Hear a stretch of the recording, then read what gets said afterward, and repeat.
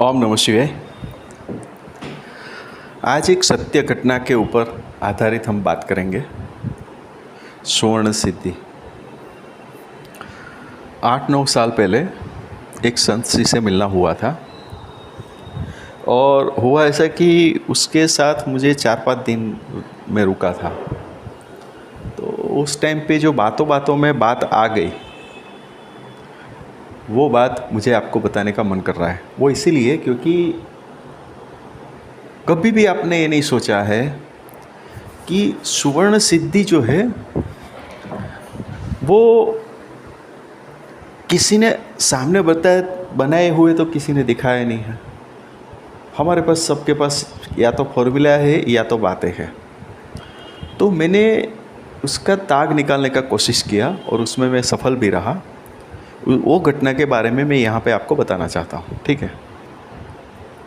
जैसे कि मैंने बताया कि इतने लंबे समय पहले मैं जब संस्थी से मिला था तो बातों बातों में वो जो 4-5 दिन हम लोग साथ में रहे, तो बस यही टॉपिक पे बातें होती रहती थी। और उस टाइम पे एक बात उसके मुंह से निकल गई और वो थी मकर ध्वज वटी। उसने बताया कि कभी कभी क्या है, कंपनियां भी अच्छी अच्छी प्रोडक्ट बना लेते हैं। तो वो कंपनी का नाम उस टाइम पे उसने दिया था जो मैं आज भी भूल गया हूँ, ठीक है। पर ये जो लिसनर सुन रहे हैं उसने वो कंपनी का नाम ज़रूर सुना होगा। तो हुआ ऐसा था कि उस कंपनी का जो मकर ध्वज वटी, हालांकि आज की डेट में भी मकर ध्वज वटी सब कंपनियाँ बना रही है, ठीक है, पर अभी वो बात नहीं रही।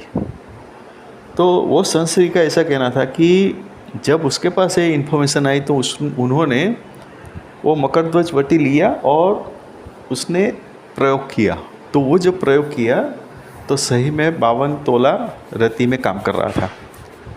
तो ढेरों सारे उसने फिर वो मकर ध्वज वटी मंगा के बना बना के अपना काम कर लिया, ठीक है, एक अपनी जो भी कैपेसिटी होती है। बाद में सरप्राइज ऐसा हुआ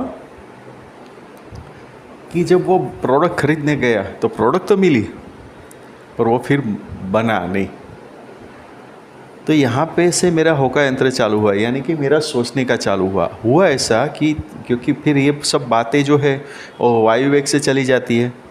तो वायु वेग से जब वो बात फैलाते फैलाते, क्योंकि सब लोग मतलब जो इसमें उस टाइम पे जो इसमें थे, तो एक ने दूसरे को, दूसरे ने तीसरे को बताया। तो कभी कभी क्या है, ये बात बेवकूफ़ के पास भी चली जाती है, ठीक है, हम जिसको ज़्यादा स्मार्ट समझते हैं।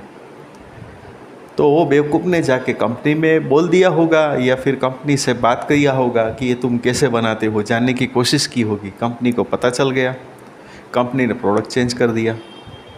तो प्रोडक्ट वही रही मकर ध्वज वटी, पर प्रोडक्ट के अंदर का जो प्रोसेस था वो चेंज हो गया। तो उसके बाद से लेके आज तक मकर ध्वज वटी वो कंपनी या और कोई कंपनी से जब वो प्रयोग करने जाते हैं तो नहीं होता है। उसने खुद ने एक्सेप्ट किया ये बात को। तो ये बात कॉन्क्रीट हुई, आप समझो बात को, कि एक कॉन्क्रीट पता चला कि मकर ध्वज अगर आप आयुर्वेदिक के हिसाब से बनाते हो तो उससे बनने की संभावना है। पॉइंट 1। पॉइंट 2, इसमें और एक बात ये जानने वाली थी कि बेवकूफ़ की कमी नहीं है। बेवकूफ़ लोग न अपना भला इच्छते हैं न सामने वाले का। वो अपनी बेवकूफ़ी हर एक जगह पे बताते ही है। इसीलिए भी ये कीमियागिरी या तो रस सिद्ध शास्त्र या तो दाल चावल बनाने का जो फॉर्मूला है वो लगभग हमारे और आपके नज़रों से बहुत दूर होता जा रहा है, ठीक है। तो यहाँ पे आपने एक बात सुनी, समझी, सोची। दूसरा एक इंसिडेंट बता देता हूँ जो नारायण दत्त सिमाली जी ने बताया था। आप सबको पता होगा कि उसको एक संत मिले थे जो ये बनाते थे। फिर वो संत को एक आदमी ने आके, मतलब वो दूसरे आदमी ने आके उसका गला पकड़ के बोला, बताता है कि मतलब वो, तो फिर उसने बोला कि बताता हूँ करके उसने वो चीज़ उसको बता दी। उसके बाद श्रीमाली जी उसको बहुत सालों बाद मिले तो बोले हाँ मेरा काम हो गया है। देखा, तो मोरल ऑफ द स्टोरी क्या है? ये सब स्टोरीज़ आप जब सुनोगे तो आपको पता चलेगा, ऑथेंटिक जिसको हम बोलते हैं, तो हमें पता चलता है कि ऐसे ऐसे करके कट ऑफ हो जाती है। और एक स्टोरी आपने सुनी होगी कि एक साधु आया था, तांबा लिया, अंदर रस डाला, बन गया और वो गुम हो गया। वो गुम नहीं हुआ है, उसको पकड़ लिया गया, उसको उसके बारे में क्या बोलते हैं उसे जानने की कोशिश की, वो नहीं बताया तो उसको ख़त्म कर दिया। तो इसे स्टोरी पर बताते नहीं कि ख़त्म कर दिया, वो क्या बोलते, वो साधु आया, वो रस डाला और वो चला गया। ठीक है, आज का जो मानव है, आप हो या हम हो, वो इतनी जल्दी से किसी को जाने नहीं देते। ठीक है, तो ये सब बेवकूफ़ी है। यहाँ पे मैं आपको क्या बताने की कोशिश की, ये सब सत्य घटना है, पर किमियागर लोगों की क्यों ये हालत है, समय, शरीर और पैसे की क्यों बर्बादी हो रही है? इसी वजह से कि एक लालचू आदमी या एक बेवकूफ़ आदमी के पास बाय मिस्टेक ये इन्फॉर्मेशन चली जाती है और वहाँ से वो लाइन कट हो जाती है, तुरंत कट हो जाती है। और किसी के सिर पे तो लिखा नहीं है कि ये बेवकूफ़ है, ये इंटेलिजेंट है, ये अच्छा है या कैसा है। तो ये सब चीज़ें बहुत ही इफ़ेक्ट करती है।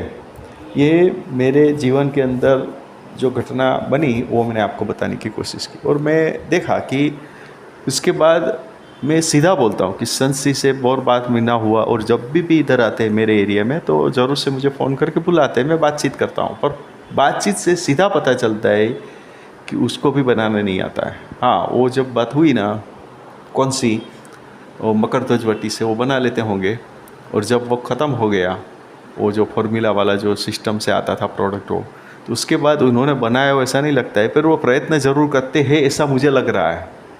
ठीक है, तो कोई मतलब नहीं ना फिर उससे मिलने का या बातचीत करने का, मुझे तो कोई मतलब नहीं दिखता है। पर हाँ, यहाँ पे एक बात आपको बताने का मन करता है कि आप वो कोशिश करें कि वो कौन सी कंपनी थी। अगर वो कंपनी आपको पता चल जाए तो कम से कम हमें नाम तो बताइए। ठीक है, ये कौन सी कंपनी थी इतना तो हमें भी याद नहीं है, क्योंकि ये सब क्या है कि बातों बातों में कोई बात निकल जाती है तो उसमें कई बात याद रह जाती है, कई बात ऐसे निकल जाती है दिमाग से। तो आज अचानक से ये आपको बताने का मन किया, दीपावली का समय था तो मैंने कहा चलो हम आपको बताते हैं। या आप मकर ध्वजवती को कभी आप अच्छी तरह से बना सकते हो, ये भी एक सवाल है, क्योंकि शास्त्र तो झूठा है ही नहीं, हम लोगों को पता नहीं चलता इसलिए हम उसको समझ नहीं सकते। तो कहने का तात्पर्य, और शास्त्र क्या है वो भी समझ लीजिए। यहाँ पे फिर आप लोग बनाने मत बैठ जाइएगा मकर ध्वजवती को, मैं यहाँ पे भी आपको रोक रहा हूँ, क्योंकि जो आप शास्त्र रिफर कर रहे हैं वो उसका ऑथर कौन है, यानी कि राइटर कौन है, वो पहले देखिएगा। क्योंकि ये जो आजकल के शास्त्र